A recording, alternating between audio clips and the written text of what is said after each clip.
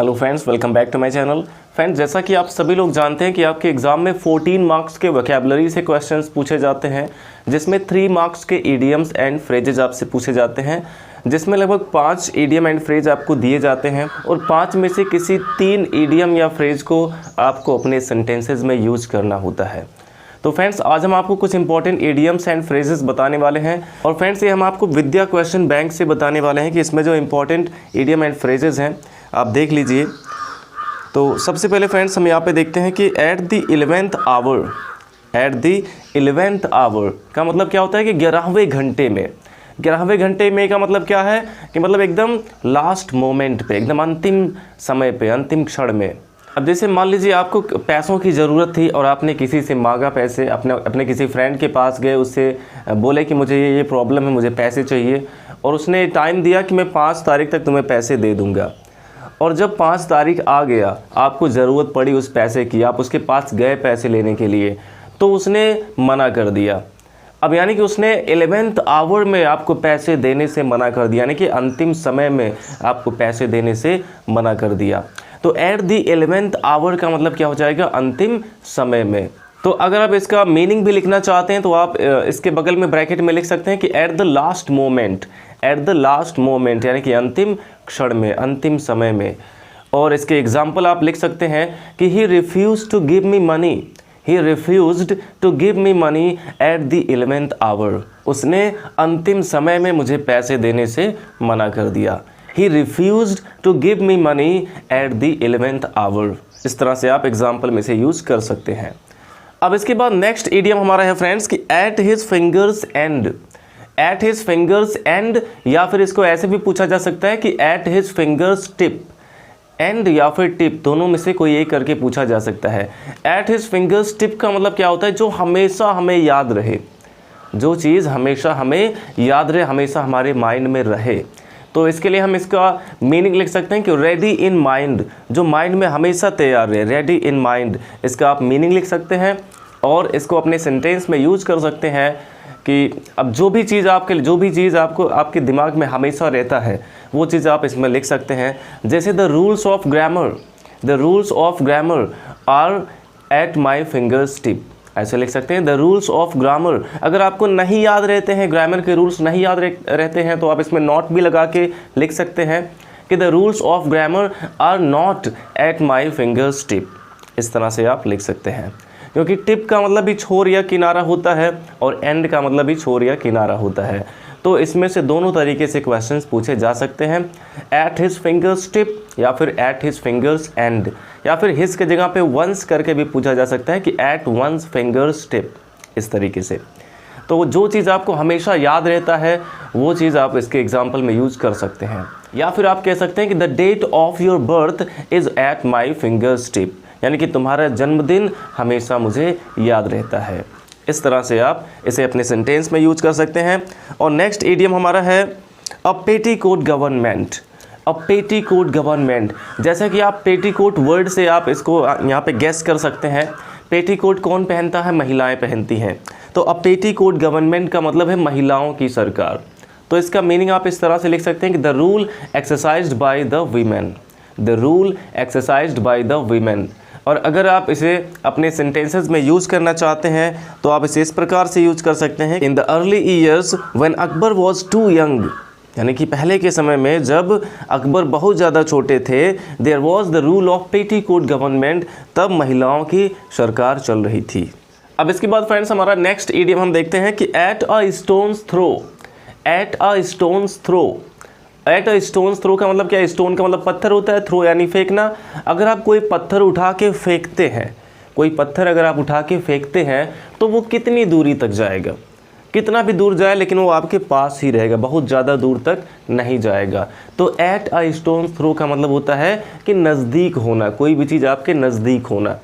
जैसे आप कह सकते हैं, तो यहाँ पे आप मीनिंग इसका लिख सकते हैं नियर, यहाँ पे आप मीनिंग में लिख सकते हैं नियर, यानी कि पास होना, नज़दीक होना। और आप इसका एग्जाम्पल लिख सकते हैं कि my college is at a stone's throw from my house. इस प्रकार से आप लिख सकते हैं कि मेरे घर से मेरा कॉलेज थोड़ी ही दूर पर है।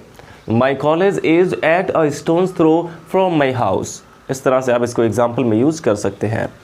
और नेक्स्ट इडियम हम देखते हैं एट वंस विट्स एंड, तो एट वंस विट्स एंड का मतलब क्या होता है? विट्स का मतलब होता है बुद्धिमानी, यानी कि, और एंड का मतलब ख़त्म हो जाए, जहाँ पे किसी की बुद्धि काम ही ना करे, बुद्धि ख़त्म हो जाए, एंड हो जाए, तो विट्स का मतलब बुद्धिमानी होता है, और एंड यानी समाप्त होना। ऐसा सिचुएशन जब आ जाता है जब किसी की बुद्धि ही ना काम करे कि अब हम क्या करें, कहाँ जाएं, तो इसको हम कहते हैं एट वंस विट्स एंड, अर्थात not knowing what to do. इसका हम मीनिंग लिख सकते हैं कि not knowing what to do, जब हमें ये भी ना पता हो कि क्या करें। और आप इसे अपने एग्जाम्पल में यूज कर सकते हैं कि when the tiger was in front of me, when the tiger was in front of me I was at my wits end. जब टाइगर मेरे ठीक सामने आ गया तो मुझे समझ में नहीं आया कि मैं क्या करूं। When the tiger was in front of me, I was at my wits end। इस तरह से आप इसको लिख सकते हैं। तो फ्रेंड्स, इसमें अगर हम देखें तो इसमें जो वंस का यूज़ किया जाता है, तो वंस के स्थान पे हमें सब्जेक्ट के अनुसार वहाँ पे उसका पॉजेसिव केस यूज करना होता है वंस के जगह पे। जैसे सब्जेक्ट हमने आई रखा तो वंस के जगह पे माई हो गया, सब्जेक्ट ही रखते अगर तो वंस के जगह पे हिज हो जाता, सब्जेक्ट यू होता तो वंस के जगह पे योर हो जाता, यानी उसका पॉजेसिव केस हम यूज़ कर देते हैं। और नेक्स्ट इडियम हम देखते हैं अ स्नेक इन द ग्रास। अब इसको भी आप देखते ही समझ सकते हैं कि अ स्नेक इन द ग्रास का क्या मतलब है, यानी कि घास में कोई सांप अगर बैठा हो, अर्थात एक छुपा हुआ शत्रु। तो अ स्नेक इन द ग्रास का मतलब क्या हो जाएगा? एक छुपा हुआ शत्रु। तो फ्रेंड्स, इसका एग्जाम्पल देखिए, यहाँ पे दिया गया कि be aware of that innocent looking fellow, यानी कि उस भोले भाले से दिखने वाले व्यक्ति से सावधान रहो। B aware of that innocent looking fellow, उस भोले भाले से दिखने वाले व्यक्ति से सावधान रहो। ही is a snake in the grass, वह तुम्हारा छुपा हुआ शत्रु है। ही is a snake in the grass, वह एक छिपा हुआ शत्रु है। तो इसका एग्जाम्पल वैसे हम लिख सकते हैं कि be aware of that innocent looking fellow, he is a snake in the grass. A feather in one's cap, जब हमें कोई बड़ी उपलब्धि मिल जाती है, यानी कि कोई अगर ग्रेट अचीवमेंट हमें मिला है, तो हम कह सकते हैं वहाँ पे a feather in one's cap, a feather in one's cap. तो फ्रेंड्स, इसका एग्जाम्पल आप लिख सकते हैं कि securing highest marks in board exam, securing highest marks in board exam is a feather in his cap। या फिर यहाँ पे my का यूज़ कर सकते हैं, is a feather in my cap, यानी कि अगर मैंने बोर्ड एग्ज़ाम में बहुत अच्छे मार्क्स ले आए तो हम कह सकते हैं कि securing highest marks in board exam is a feather in my cap। तो इस प्रकार से आप इसके एग्जाम्पल लिख सकते हैं। और फ्रेंड्स, हमारा नेक्स्ट इडियम है अ फेयर वेदर फ्रेंड, और इसको भी आप पढ़ के ही जान जाएंगे कि इसका मतलब क्या निकलेगा। फेयर वेदर का मतलब अच्छा मौसम, अर्थात एक ऐसा मित्र जो केवल हमारे अच्छी स्थिति में ही हमारे साथ रहे और जैसे ही हमारा बुरा वक्त आए वो हमारा साथ छोड़ दे। तो ऐसे मित्रों को हम क्या कहते हैं? स्वार्थी मित्र कहते हैं। तो इसका मीनिंग आप लिख सकते हैं सेल्फिश फ्रेंड। तो अ फेयर वेदर फ्रेंड को हम इसका मीनिंग लिख सकते हैं सेल्फिश फ्रेंड। इसका मतलब एक सेल्फिश फ्रेंड जो कि केवल हमारी जब अच्छी स्थिति रहे, हमारे पास पैसे रहें, तभी तक हमारा मित्र हो, बुरी कंडीशन में वो हमारा साथ छोड़ के चला जाए, ऐसे लोगों को कहते हैं अ फेयर वेदर फ्रेंड। अब इसका एग्जाम्पल लिखने के लिए आप किसी का भी नाम लिख सकते हैं और उसके बाद कह सकते हैं कि is a fair weather friend, या फिर हम लिख सकते हैं कि be aware of fair weather friend, अर्थात स्वार्थी मित्रों से सावधान रहें। Be aware of fair weather friend, इस तरह से आप इसका एग्जाम्पल लिख सकते हैं। और नेक्स्ट हम देख लेते हैं इडियम हमारा bag and baggage. Bag and baggage का मतलब होता है बोरे बिस्तर के साथ। इससे भी क्लियर है इसका सेंस क्या होना चाहिए। बैग एंड बैगेज का मतलब एकदम बोरिया बिस्तर के साथ। तो फ्रेंड्स, इसका मीनिंग हम लिख सकते हैं कंप्लीटली। तो बैग एंड बैगेज का मतलब कंप्लीटली से है, पूरा एकदम बोरिया बिस्तर के साथ। एग्जाम्पल यहाँ पे लिया गया कि my friend has left Rampur bag and baggage. My friend has left Rampur, मेरे फ्रेंड ने रामपुर छोड़ दिया है बैग एंड बैगेज, यानी कि पूरी तरह से अपने सभी बोरा बिस्तर के साथ वो रामपुर छोड़ चुका है। किसी का भी नाम यहाँ पे आप लिख सकते हैं कि he has left his village bag and baggage. इस प्रकार से आप इसका एग्जाम्पल लिख सकते हैं। अब नेक्स्ट इडियम हमारा है बीट अबाउट द बुश। वैसे यहाँ पे बीट का मतलब पीटना होता है और अबाउट का मतलब होता है इधर उधर, और बुश का मतलब झाड़ी होता है। अब मान लीजिए किसी ने कोई सांप देखा और वो उसको मारने की कोशिश कर रहा है, तब तक वो सांप भाग के किसी झाड़ी में चला जाए, और अब वो सांप उस झाड़ी में दिखाई नहीं दे रहा है, लेकिन फिर भी वो व्यक्ति अगर डंडा लेके उस झाड़ी के इधर उधर पीट रहा है, तो अर्थात इधर उधर पीटने से सांप थोड़ी मरेगा। तो इसमें कहने का मतलब है कि इधर उधर मत पीटो, यानी कि जहाँ पे सांप है वहाँ पे पीटो। अर्थात यहाँ पे इसका मतलब है घुमा फिरा के बात करना। हमारा जो पॉइंट है, पॉइंट पे आओ, घुमा फिरा के बात मत करो। तो यहाँ पे कहना है कि come to the point, don't beat about the bush. इस तरह से आप एग्जाम्पल इसका लिख सकते हैं। Don't beat about the bush, come to the point. इस प्रकार से आप इसको एग्जाम्पल में यूज कर सकते हैं। जैसे यहाँ पे, और यहाँ पे एग्जाम्पल दिया गया कि Pramod is one who always beats about the bush, यानी कि या फिर किसी का भी नाम यहाँ पे आप ऐड कर सकते हैं कि he always beat about the bush. He always beats हो जाएगा, जब सिंगुलर सब्जेक्ट रहेगा तो वहाँ पे हमें बीट्स का यूज़ करना होगा। He always beats about the bush, वह हमेशा घुमा फिरा कर बात करता है। इस प्रकार से आप इसे एग्जाम्पल में यूज कर सकते हैं। नेक्स्ट इडियम हमारा है ब्लैक शीप। ब्लैक शीप का मतलब होता है काला भेड़, लेकिन यहाँ पे काले भेड़ से इसका मतलब नहीं है। ब्लैक शीप का मतलब एकदम बेकार व्यक्ति, जो किसी भी काम का ना हो। ब्लैक शीप का मतलब होता है बेकार का व्यक्ति। अनडिजायरेबल पर्सन, अर्थात ऐसे पर्सन की ज़रूरत ही नहीं, कोई उसे चाहे ही ना। अनडिजायरेबल पर्सन को हम कहते हैं ब्लैक शीप, जो बिल्कुल बेकार का व्यक्ति होता है। अब जैसे यहाँ पे एग्जाम्पल दिया गया कि Suresh is a black sheep of his family. Suresh is a black sheep of his family. Suresh अपने परिवार में सबसे बेकार व्यक्ति है, अर्थात वो किसी काम का नहीं है। Suresh is a black sheep of his family. अब इसके बाद नेक्स्ट हम देखते हैं बाय फिट्स एंड स्टार्ट्स।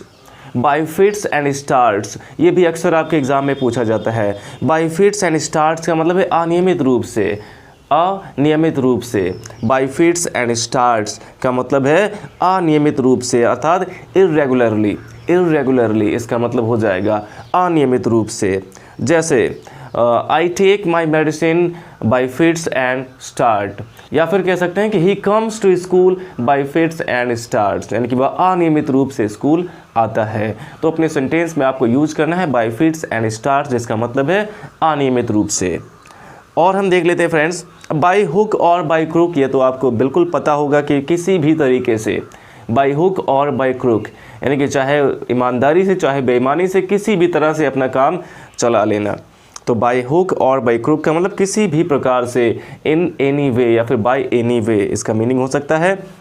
और आप इसका एग्जाम्पल लिख सकते हैं कि I will pass the exam by hook or by crook.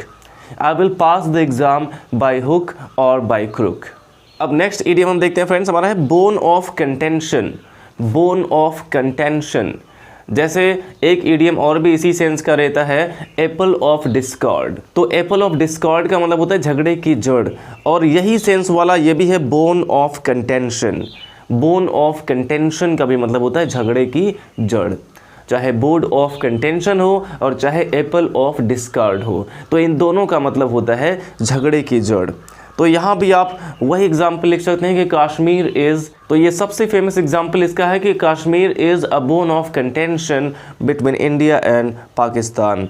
इस तरह से आप इसका एग्जाम्पल लिख सकते हैं, Kashmir is a bone of contention between India and Pakistan. अब नेक्स्ट देखते हैं build castle in the air. Build castle, castle का मतलब महल, बिल्ड यानी तैयार करना, बनाना, इन द एयर हवा में, हवा में महल बनाना। तो इससे भी आप इसका मीनिंग क्लियरली समझ सकते हैं। हवा में महल बनाने का मतलब क्या है, कल्पनाओं में खोए रहना। हवा में महल बनाना, हवाई बातें करना, कल्पनाओं में खोए रहना। तो इसका मीनिंग हम यहाँ पे लिख सकते हैं making dreamy schemes. Making dreamy schemes यानी केवल सपने देखना कि हम ये करेंगे वो करेंगे, इतने कमाएंगे उतने कमाएंगे, केवल सपने देखना। एग्जाम्पल इसका है कि Deepak always builds castle in the air. किसी का भी नाम यहाँ पे आप लिख सकते हैं कि he always build Castle's in the air. अगर यहाँ पे ही है तो बिल्ड्स लिखना पड़ेगा, उसमें एस हमें ऐड करना पड़ेगा थर्ड पर्सन सिंगुलर के साथ, कि Ramesh always builds castle in the air. इस प्रकार से आप इसे यूज कर सकते हैं अपने सेंटेंस में। अब फ्रेंड्स आज के लिए हम अपना लास्ट इडियम देख लेते हैं, और इसके बाद हम और इडियम्स आपको नेक्स्ट वीडियोज़ में बताएंगे। जैसे यहाँ पे दिया गया grease the palm. Grease the palm यानी कि किसी के हथेली पे ग्रीस लगाना, यानी कि इसको क्या कहते हैं लोग कि मक्खन लगाना। किसी का कहने का मतलब किसी को अगर हम मक्खन लगा रहे हैं अर्थात उसे रिश्वत दे रहे हैं, किसी को अगर हम रिश्वत दे रहे हैं तो उसको हम कहते हैं ग्रीस द पाम, यानी कि जेब गर्म करें अगर हम उसकी। तो greasing the palm has become common these days, ये इसका एग्जाम्पल है। और ब्रैकेट में आप इसका मीनिंग लिख सकते हैं ब्राइब, ग्रीस द पाम के सामने ब्रैकेट में लिख सकते हैं ब्राइब, इसका मीनिंग ब्राइब लिख सकते हैं। फ्रेंड्स, अगर आपको इसका मीनिंग नहीं याद रहता, आप इसका मीनिंग नहीं लिख सकते हैं तो भी कोई बात नहीं, आपको केवल इस ईडियम को अपने सेंटेंस में यूज़ करना है ताकि इसका जो मीनिंग है वो क्लियर हो जाए। इस प्रकार से फ्रेंड्स हमने आपको कुछ ईडियम्स बताए जो आपके एग्जाम के लिए इंपॉर्टेंट है। आई होप आपको वीडियो अच्छा लगा होगा। अच्छा लगा हो तो लाइक करिएगा, और अगर आपने हमारे चैनल को सब्सक्राइब नहीं किया है तो चैनल को सब्सक्राइब करें, क्योंकि ऐसे ही यूजफुल वीडियोज़ हम आपके लिए लाते रहते हैं। Thanks for watching.